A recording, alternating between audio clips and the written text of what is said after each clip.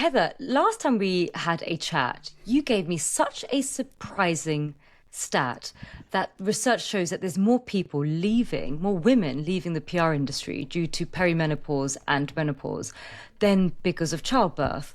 And that really surprised me, actually. And why I want to ask you, why do you think that it's quite invisible? I mean, a lot of people talk about support for women when they're having children, as well as, for men, but there isn't as much conversation around menopause and perimenopause. Why do you think it's so invisible when actually the research is so stark that shows that it's a greater challenge for companies to retain women at that stage in their life rather than at childbirth? Yeah. And you're right. I do think it's quite invisible. And I'm, as the mother of two young children who has had, two pregnancies and maternity leaves, I'm very grateful that, great strides have been made there in terms of the support that women and men are offered in terms of the return to work and managing that period of their life. But yes, perimenopause and menopause often coincide with the years when women are stepping into senior leadership roles, and Hmm. symptoms often invisible, as you say, like brain fog, anxiety, severe depression, insomnia, fatigue, can directly impact performance and confidence, particularly in high stakes, high visibility roles in PR. It was the CIPD that found that 67% of women aged 40 to 60 said that menopausal symptoms had a negative impact on work, and 1 in 10 had left their job as a result. So, yes, statistical evidence as a result strongly indicates that menopause is now a more prominent cause of mid to late career exit than childbirth, especially in women in senior leadership. And I agree, I have felt very struck by this. I work with an amazing organisation called Women in Work who have spoken to me about this, and yet despite that, that statistical evidence, and knowing that our industry, has so many women and fortunate enough to have women in female leadership positions, only 3% of all UK businesses have dedicated menopause policies. So I think there's a lot more for agencies to be doing. Do you know what really strikes me, Heather, as well, just speaking to some friends who've gone through menopause, is that they often describe it as the rush hour of their lives because it's not only their careers peaking and also they have hormonal fluctuations that has a whole number of sort of manifestations, but also there isn't a consistency of experience across women. Some women can be impacted very differently than others. So it's really hard to find a sort of Mm. a playbook. But then they also say it's a rush hour because it's often when it coincides not only with, say having teenagers, but also coincides with looking after aging parents, caring for aging relatives. So Yeah, in a way, it feels like, forget a double whammy, like a triple whammy. yeah. And I guess it's something that I'm in perimenopause, and I sort of thought to myself, I didn't know anything about it. And it was actually Mm. this incredible woman called Davina McCall who started sort of championing it in the UK. And it was like BBC documentaries, and they did like these brain scans on women in perimenopause and menopause and with and without sort of, HRT. And it was absolutely fascinating to me that it's almost this taboo around it. Do you think it's something that it's getting better? So by the time, some of our listeners, if in their 20s and 30s, by the time they're experiencing perimenopause, that actually it will be a better working environment for them. Yeah, I hope so. And as you say, the likes of, particularly in the UK, Davina McCall and Mm. organisations like Women in Work have made a huge difference. But just the same as we've seen agencies and businesses improve maternity and paternity policies, improvements will only come when we have actual change to policy and actual fundamental change to the way that we handle this within business. A deeper level of awareness and education isn't going to cut it.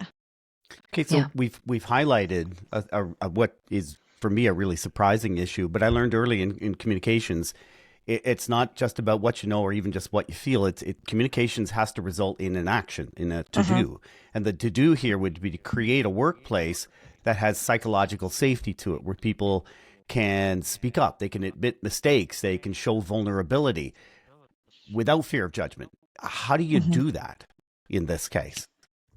So I think that and we've just made changes to introduced and a menopause policy, and I think it needs to come down to educating teams and managers on menopause and its impact, offering flexible working arrangements to help manage symptoms and appointments, in some cases providing access to specialist clinical support, and finally creating safe spaces and communities for women to be able to share experiences and have safe conversations. And I think that's what that's what impacts that psychological safety aspect that you're speaking about. Mm-hmm. And maybe Do you know, episodes like this where we share it, right? And talk about it. Absolutely.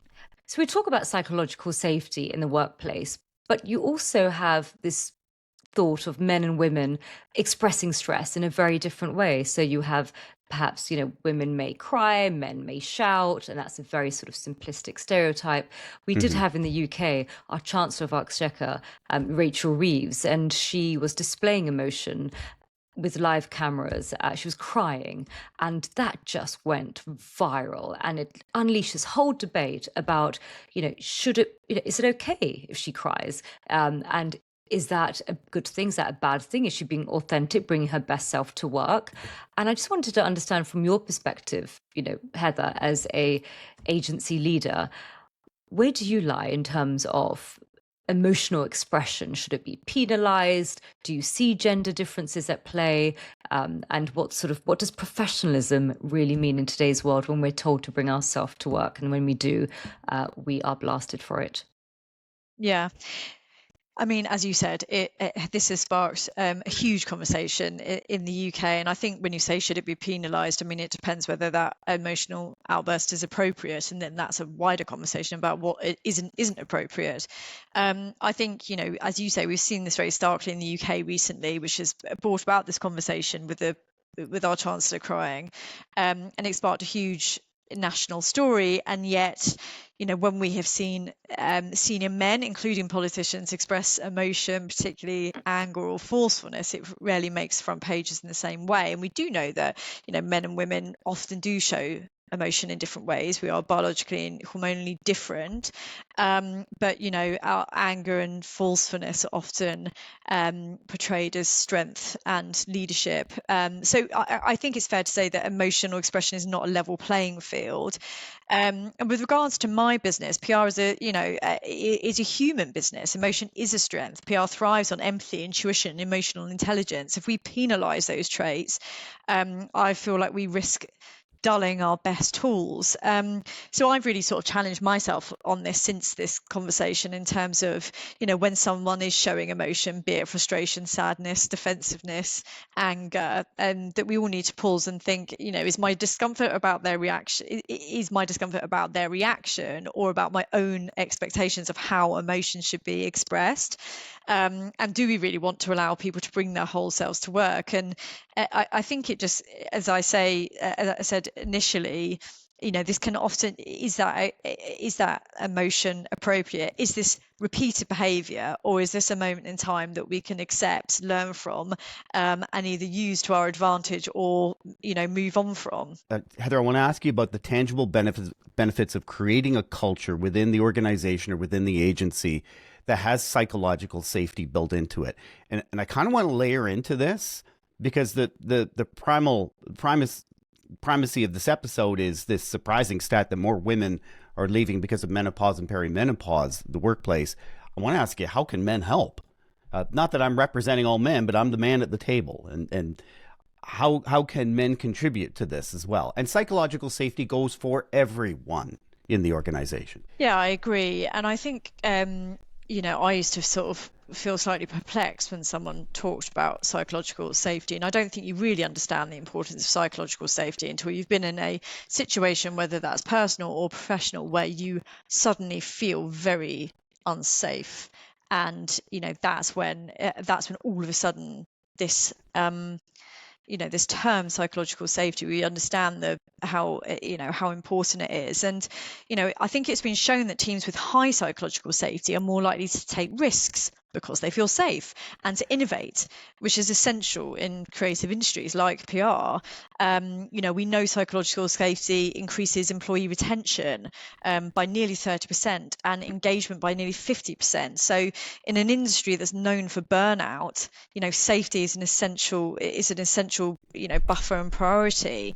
And finally, when we're prioritizing, client work and client relationships, teams that operate in safe environments and communicate more and openly respond to pressure with collaboration, not fear.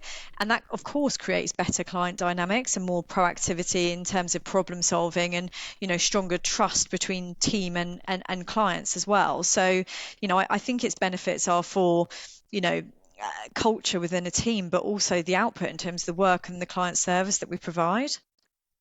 Can I push it further? Because psychological safety, there's sort of two aspects to it. One is I can go to work and I'm worried about somebody saying something or doing something that goes against my values or something that's going to upset me. I get that. But the other part is I can go to work and I'm not worried about somebody else saying, oh, Doug said this and that triggered me and upset me. And I know that's a bit of a clumsy question, but that's the issue. Right? That's the hard part is I don't want to be the receiver of it and I don't want to be the initiator of it. I want to feel free to express myself and be creative and be aggressive in the right ways at work. Yeah, for sure. And I think this is where we've got to have the balance, and I think we're constantly trying to figure out where that balance is, right? So we've now got an awareness of things, and sometimes more junior members of my team will come to me with examples of where they feel they've been mistreated. And I sort of think to myself, oh, well, is that not just life? Is that not just how agencies work? And this has been happening to me for nearly 20 years. And then when I sit and think about what they're telling me, I think actually it's probably not right. You shouldn't be spoken to as a young female like that or made to feel that way. And I wish that hadn't happened to me. So why should it be happening to you? But I think it is a complete reframing. And I say that as a woman and as a leader. But I certainly don't ever want to create a culture where we can't have a laugh and we can't make that joke and people can't ever think that they're tiptoeing on eggshells. So it's a balance, and sometimes I feel, of course, we've gone too far, and sometimes I don't think we're changing and evolving fast enough. So but thank goodness that we are having these conversations. And it's also a tricky time, Heather, because other than building psychological safety, you're also building psychological safety at a time where a lot of PR professionals aren't feeling really safe with the rise of AI. And we see in the UK, there was a report that just came out that since the release of ChatGPT, graduate job adverts have tanked by 32%. Mm-hmm.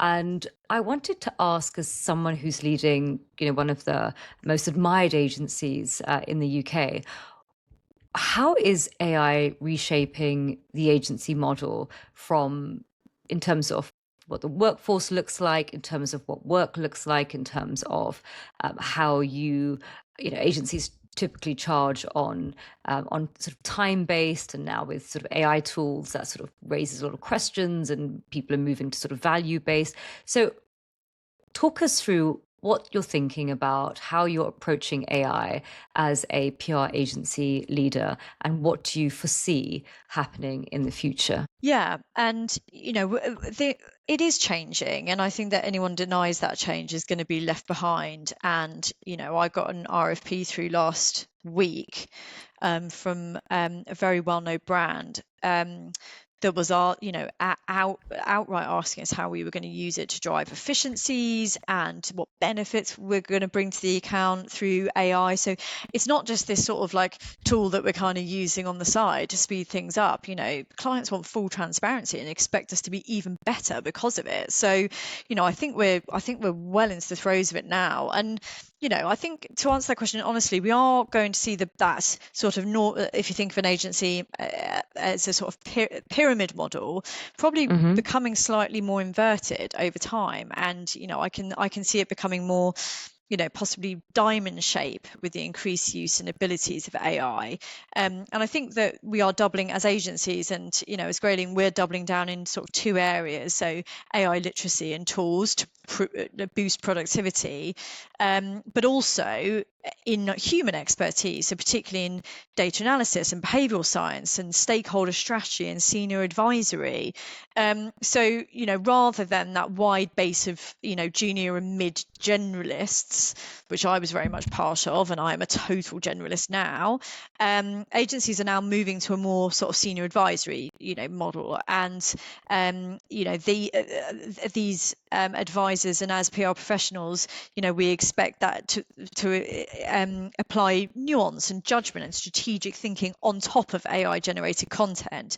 So, the way I see it, this is an evolution, but it's also an opportunity. That AI isn't replacing human creativity, it's creating more space for it. And the agencies that will thrive will be those that get the balance right between, automation and emotional intelligence. And I think to myself now, and I do have conversations with our sort of junior and mid levels, and my advice is to see this as freeing up of some of your admin time, and to go out and build relationships, because no AI model can do that for you currently, and to actually grow, find sort of sectors that you're really interested in, and try and develop a sort of specialism, and to be able to position yourself. I'm really interested in energy, I'm really interested in financial services, or I absolutely love media relations, that sort of, rather than when I was going through the agency, it's kind of like, oh, I can just do it all, and I can do it on this account and this account and this account. I think that model is changing, but if we get the balance right, I think it's really exciting, and it will just free up people to become senior advisors much more quickly, and to have that space for actual thought and creativity, which is always the criticism we get as an agency. I mean, the amount of people, and I've said it, like, I just don't have space to think, and I don't have space to create, and I don't have I wish I could just sit down with this for an hour rather than 10 minutes. And I hope that as you said, that we can move towards a value model, where we can free up some of that time to actually be strategic advisors, and a lot of the sort of grunt work that we still do could be taken away. Yeah, and then for me, that's become how I use AI. I like to bounce back and forth, and my team is all virtual, so it's kind of hard. So I just use AI. So it's like I'm talking to another me. Yeah. I'm very polite to mine. Just yeah, that's right. In case they take over someday. Yeah, I always say thank you. That's perfect. They can see through that, Heather. They're smarter than that. Oh my God, I love it. Maybe in the future we'll be interviewing AI avatars. That's something for us to think That'd be about. Cool. That'd be a great episode. Yeah, that will do. Heather, thank you so much. Thank you for having me.